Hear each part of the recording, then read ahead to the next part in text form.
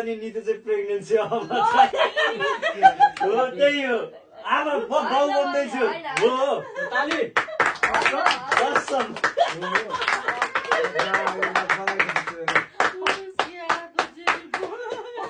भगवान कसम मम्मीको रियाक्सन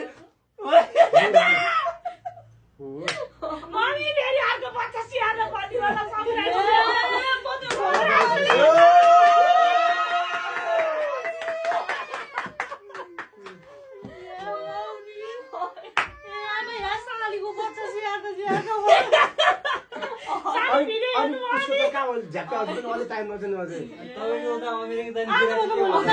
हुँदैछ अनि गाइस म तपाईहरुलाई एउटा कुरा भन्छु हैन नितुले मलाई यो भनेको चाहिँ यो भन्दा हप्ता 10 दिन अगाडि भनेको थियो